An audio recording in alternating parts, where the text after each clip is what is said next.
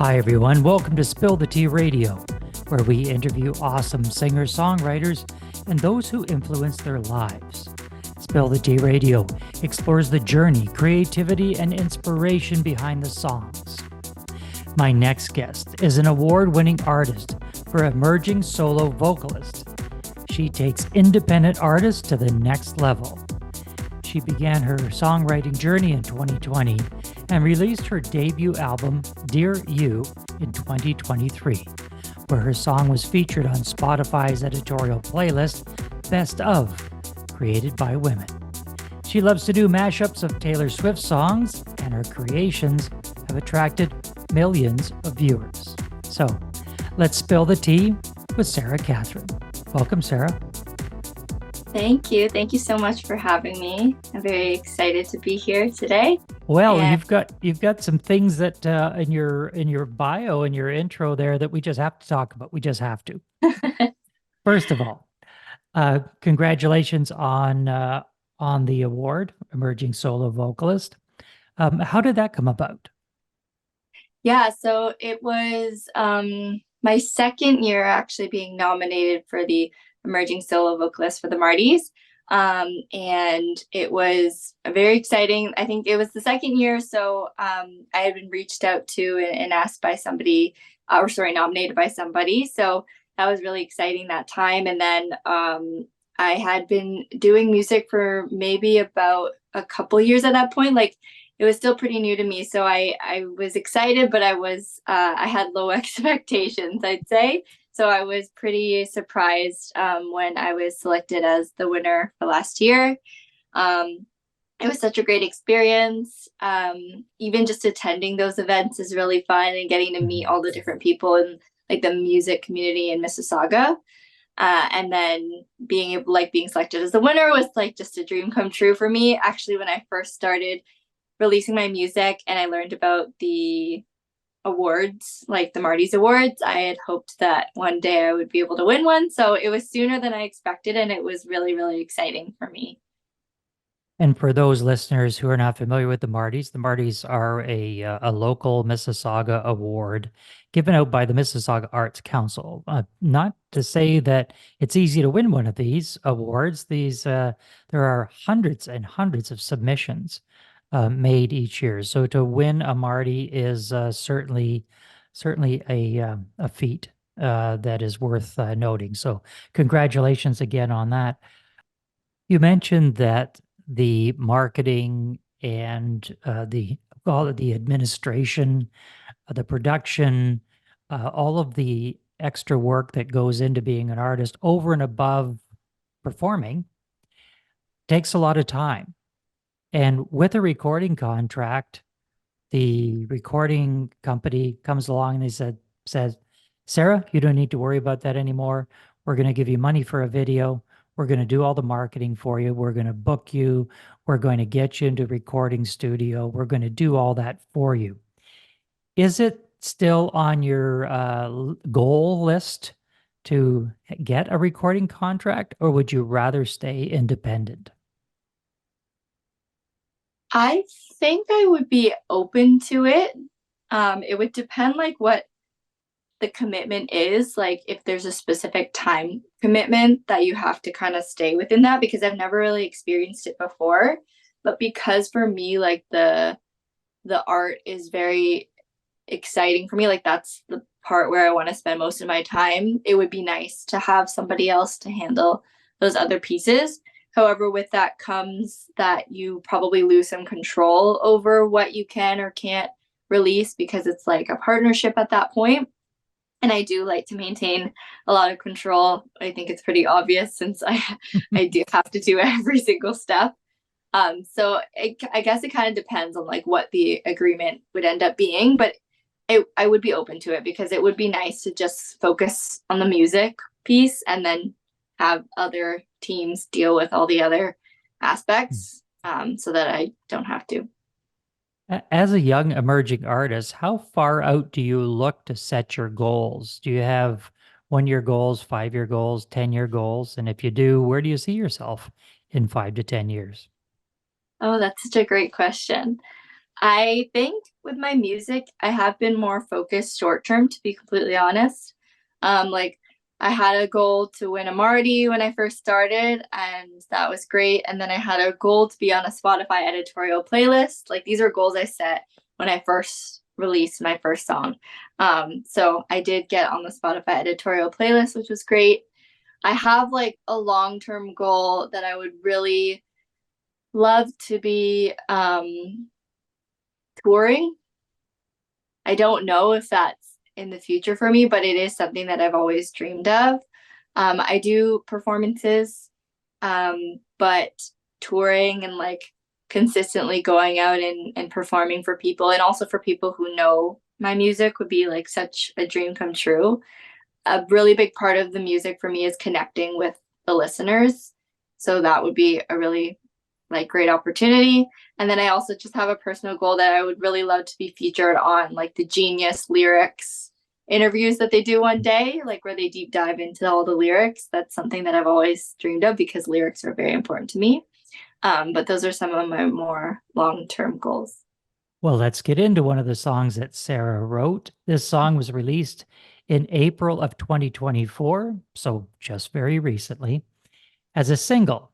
It has some disturbing lyrics, so listen to it carefully, and then we're going to get into those lyrics in just a few minutes. So let's take a listen to singer-songwriter Sarah Catharine and her song, Navy Sheets. Navy sheets, a car ride at 3:10. You said you waited up for me. When did you get so aggressive? I think that you enjoy that I'm never defensive. Tell me, did you get tired of people pleasing everybody?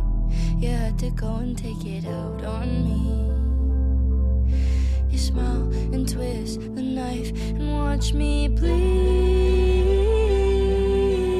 all over your sheets, and you can't wash it out. Will you remember me now? 6 months pass, intended silence never lasts, 'cause we're the best at being bad. You say you don't feel a thing for me, but I hoped eventually you would change your mind. Encouraging things that made me sick, 'cause I thought that you might stick around if I enjoyed or pretend to. Tell me, did you get tired of people pleasing everybody? You had to go and take it out on me. You smile and twist the knife and watch me bleed all over your sheets, and you can't wash it out. Will you remember me now? You were the nicest around until our drinks went outside. I want you sharp in your mouth.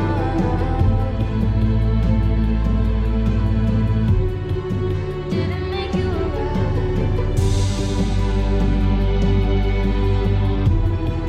Tried to block it all out. Will you remember me now?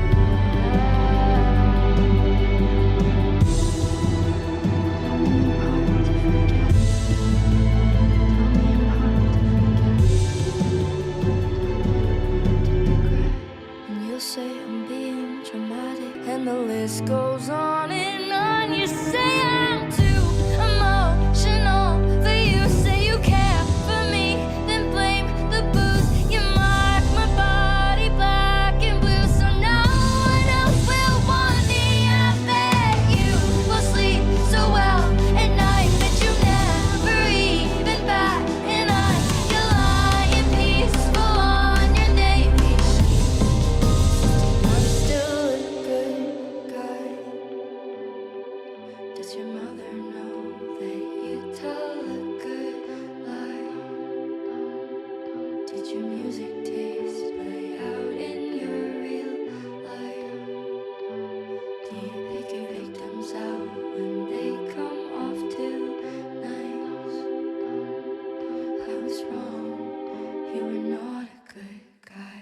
That's Navy Sheets by Sarah Catharine.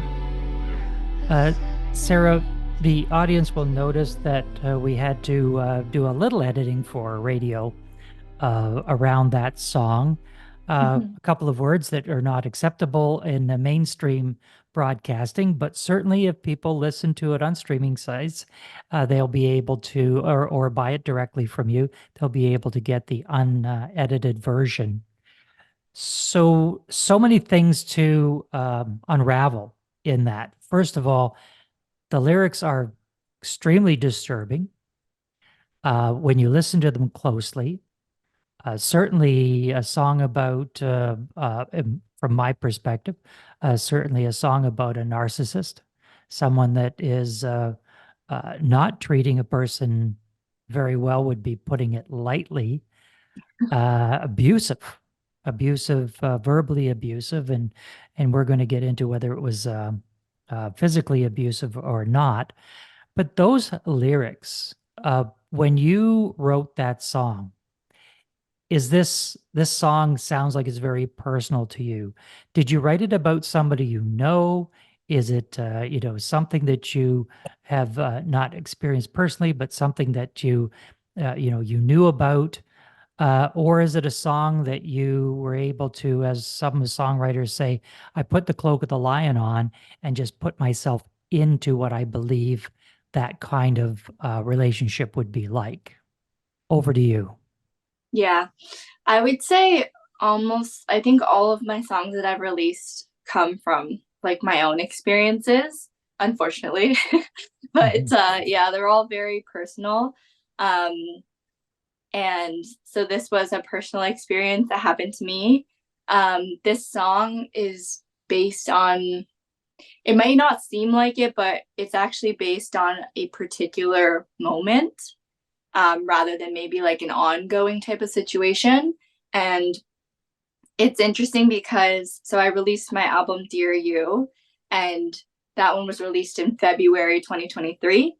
And this song is very much stemming from the Dear You album, because the whole Dear You album was about a experience, like a romantic experience, but it was basically all about like this one person.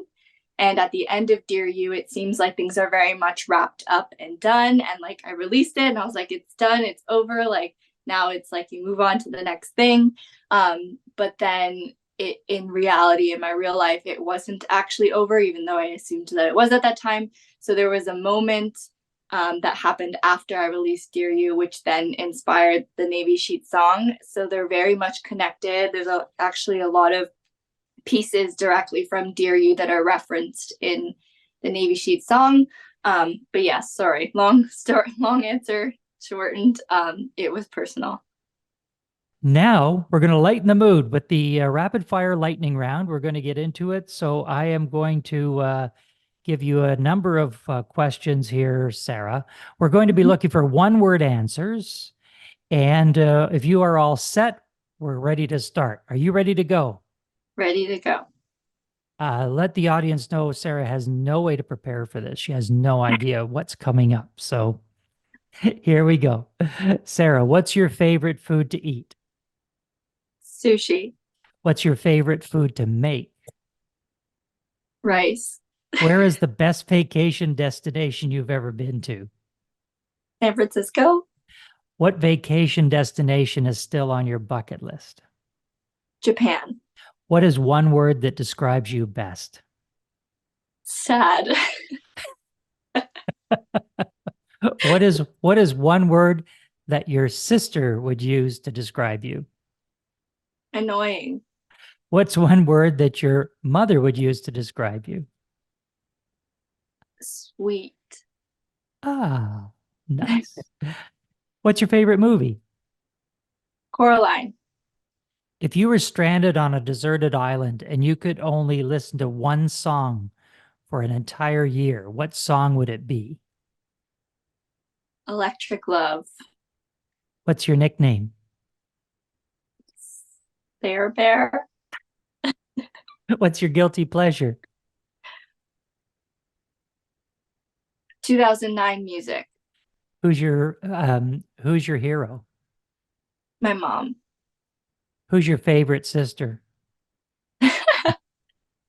My younger sister. Oh, wow. Most people pass on that one. It's okay. They both know. Oh, everybody knows. Everybody knows. Everybody knows. Well, that always helps it when everybody knows. What's something about you that very few people know? That I am actually very bad at expressing my feelings. Even though I do a lot in my music, I'm actually really bad at doing it. I try to hold it all in. Well, maybe that's why you're a great singer and songwriter, because you're able to express those feelings and get them down on paper. Well, ding, ding, ding, Sarah, you've passed the spill the tea lightning round. Congratulations. Now we want to find out how people find out more about you. So where should they go? Is there a website? What are the socials? They can find out about where you're going to be, where you're gigging, and more about your music. Yeah, so I'm mostly on TikTok and Instagram, other than, of course, like the streaming services, but it's just on Instagram _Sarah Catharine, and it's the same on TikTok. I post the most on TikTok, but that's a lot of Taylor Swift content. So Instagram, if you're not super Taylor Swift focused, but those are the two where I post the most. Well, we look forward to seeing more Sarah Catharine original music on all the sites. We have been in conversation with Sarah Catharine. Sarah, thanks for being with us. Thank you so much.